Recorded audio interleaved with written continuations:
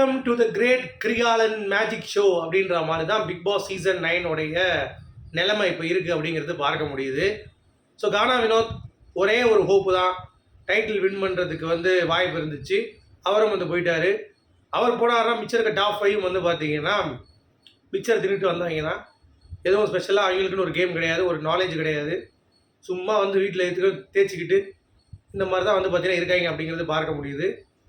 இதில் இந்த கார்பரேட்டுடைய சதி அப்படிங்கிறது ஒன்று இருக்குன்னு சொல்கிறாங்க. ஏன்னா நேற்று அரோரா கிட்ட கானா பேசும்போது 13 லட்சம் நல்லா மட்டும் எடுத்துகிட்டு போங்கன்னு சொல்லுவாங்க. அப்போ 13 எதுக்கு, இன்னொரு டாஸ்க் நாளைக்கு வைப்பாங்க, 5 லட்சம் வரும், 18 லட்சமாக நான் எடுத்துகிட்டு யாராவது போவாங்க அப்படின்றார்.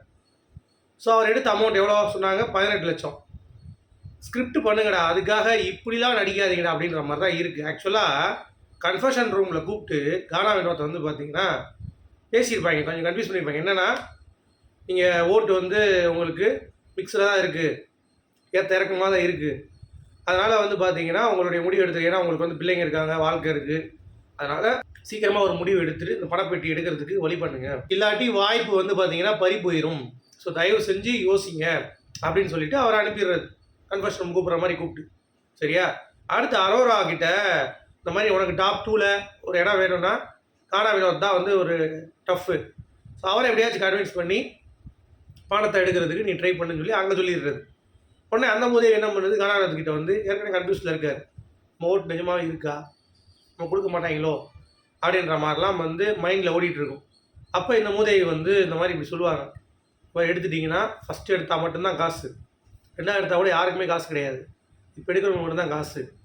அது மட்டுமே இப்போ எடுக்கிறவங்க திருப்பி வந்துடுவாங்க வினாலேக்கு, அந்த காசு வந்துடும், ஃபுல் காசு அவங்களுக்கு வந்துடும் அப்படின்ற மாதிரி ஆசை வார்த்தையை தூண்டி வினோத்தை பார்த்தீங்கன்னா பேசுகிறது.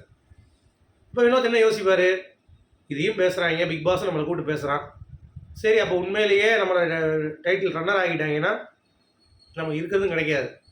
இது ஒரேயான மைண்ட் கேம் தானே. இப்போ கமோதி இருந்ததானா அங்கே அப்படி தான் சொல்லுவாங்க, மாமா அமைதியாரு, எடுக்கவே எடுக்காது, என்ன தான் சொல்லி உன்னை காயப்படுத்த எடுக்காது அப்படின்றத சொல்லியிருப்பான். ஆனால் இப்போ யாரும் இல்லை சொல்கிறது. இந்த அரோரா மூதேவிக்கும் அதான் அஜெண்டா கொடுக்கப்பட்டிருக்கு. ஸோ அதான் என்ன பண்ணுது அப்படின்னா அதை சொல்லி மைண்டை மாற்றிருச்சு. அவர் எப்பயுமே தெரியுமில்ல உங்களுக்கு தான், ஒரு துடிதுடிப்பு, ஒரு பதட்டமான ஒரு மனிதர். அதனால் என்ன யோசிச்சுப்பார், தங்களுடைய பிள்ளைங்களோட வாழ்க்கை தான் முதல் முக்கியம். கனடா போய் கை சூப்பிட்டு போகிறதுக்கு சம்பளத்தோட ஒரு 12 லட்சம் போயிடும், வந்துடும். இன்னொன்று நீங்கள் கவனிச்சிங்கன்னா பார்வதி கமருதினே கண்டென்ட் அவ்வளோ கொடுத்து ரெட் கார்டு கொடுத்து அனுப்பிச்சிட்டாங்க. நம்மளுக்கு ஒரு நிமிஷத்தில் அனுப்புறதுக்கு ரொம்ப நேரம் ஆகாது. இப்போ வேறு சொல்லிட்டாங்க, வேறு கூப்பிட்டு சொல்கிறதுக்கு முன்னாடியாச்சும் பாக்கிய பேசி கேட்டு நம்ம உட்காந்துட்டு இருந்தோம். இப்போ நம்ம இந்த முடிவு எடுக்கலைன்னா கரெக்டாக இருக்கான்னு சொல்லிட்டு சரியான முடிவு எடுத்திருக்காரு நான் சொல்கிறேன். வினோத் என்னையா சொல்கிறேன் அப்படின்றீங்களா? ஆமாங்க, இவங்க எப்படியும் கொடுத்துருக்க மாட்டாங்க. அவங்களுடைய டார்கெட் பார்த்தீங்கன்னா சொசைட்டியை சீர்படுத்தணும் அப்படின்னு சொல்லிட்டு பலூன் கொடுக்க போகிறாங்கண்ணா. ஏன்னா சொசைட்டி ரொம்ப அழுக்காக இருக்குது. அதான் பலூன் மாதிரி உலக உத்தமிக்கிட்டு டைட்டில் கொடுத்தாதான் எப்படி இருக்கும் இந்த உலகம், பாத்ரூம்க்கு எப்படி கூப்பிட்டு போய் கிஸ் பண்ணுறது, பலூன்னா என்ன அப்படின்னு சொல்கிறது, காற்று போன பலூன் அப்படின்ற மாதிரி நிறைய விஷயங்கள் கற்றுருவாங்க ஆஃப்டர் த டைட்டில். இதுக்கு சப்போர்ட் பண்ணுற அந்த ரியா தங்கராஜன் அவங்க ஃப்ரெண்டோட அந்த மூதையும் பார்த்தீங்கன்னா ஃப்ரெண்டு தான் டைட்டில் வின் பண்ணுங்க, கூச்சநாச்சம் இல்லாமல். மனசாட்சி இல்லையா உங்களுக்குலாம்? அதுக்கேற்ற மாதிரி பிக் பாஸும் பார்த்தீங்கன்னா காய் நகர்த்தி கொண்டு போயிட்டுருக்கான் அப்படிங்கிறத எத்தனை பேர் நோட் பண்ணுறீங்க? எவ்வளோ கேவலமாக இருக்குது பார்த்தீங்களா? இது ஒரு நிகழ்ச்சியா?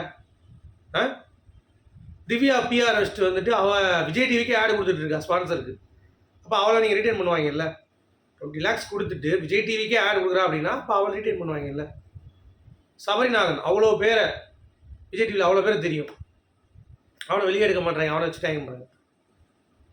விக்கல் சீக்கிரம் ஒருத்தன் தான் போராடிட்டு இருக்கான், தனியாக இன்ஃப்ளூயன்சர், வெளியே இருக்கிற சப்போர்ட் மட்டும்தான் அவனுக்கு இருக்குது. ஸோ என்னை பொறுத்த வரைக்கும் இந்த நாளில் என்னை பொறுத்த வரைக்கும் கேட்டிங்கன்னா யார் வின்னர் அப்படின்னு சொல்லி நான் சொல்கிறேன், சபரியும் கிடையாது, திவ்யாவும் கிடையாது, அரோராவும் கிடையாது, ஸ்கேன்ராவும் கிடையாது. விக்கல்ஸ் விக்ரம் இது வரைக்கும் போராடி வந்ததுக்கு அவனுக்கு கொடுக்கலாம். சரியா? அது என்னுடைய தனிப்பட்ட கருத்துங்க. அதுக்கு கானா ஃபேன்ஸ், பாரதி ஃபேன்ஸ் விக்கல்ஸ் விக்ரம் ஓட்டு போடுங்கலாம் கேட்க முடியாது, அது அவங்கவுங்க விருப்பம். என்னை பொறுத்தவரை விக்கல்ஸ் ஜெயிச்சா வேலிடாக இருக்கும்னு தோணுது. ஏன்னா அவன் எல்லா இடங்களிலும் ஓரளவுக்கு நடிச்சிருந்தா கூட கேமில் மைண்ட் கேம் ஆடிருக்கான். ப்ளஸ் பாரதி ரொம்பலாம் ஹர்ட் பண்ணல. அவனுக்கு பாரதியால் தான் போட்ட பிச்சை. அவன் கூட லாஸ்ட் என்ன சொன்னான், பாரதினால தான் நிற்கணும்னு சொன்னான். ஸோ அப்படிப்பட்ட ஒரு அவனுக்கு கொடுக்குறது எனக்கு வந்து தப்பாக தெரியல அப்படிங்கிறது தான் பாயிண்ட். ஸோ கன்ஃபர்ஷன் ரூமில் இந்த மாதிரி எவ்வளோ விஷயங்கள் நடக்குது, மைண்ட் கேம் எப்படி வாழ்க்கையில் விளாட்றாங்க அப்படிங்கிறத இதன் மூலமாக யாரும் உங்களுக்கு சொல்லிக்க கொடுக்க முடியாது. இப்போ ஜாக்லின் வேறு வந்து பார்த்தீங்கன்னா ஒரு ட்வீட்டை போட்டு வச்சுருக்காங்க, வீடியோ போட்டிருக்காங்க. ஐயோ அண்ணா இதான வின்னர் ஃபிக்ஸ் பண்ணியிருந்தேண்ணா, எடுத்துட்டேண்ணா, என்னண்ணா நீ எடுத்துட்டேன்னு வருதுண்ணா, அது உண்மையாக இருக்கவே கூடாதுண்ணா அப்படின்ற மாதிரி போட்டிருக்காங்க. என்ன பண்ணுறது, மக்களோட எமோஷன்ஸ் விளாட்றது தானே இவங்களோட ஆட்டமே. உங்களுடைய கருத்துக்கள் என்னன்னு சொல்லுங்கள். மீண்டும் சந்திப்போம்.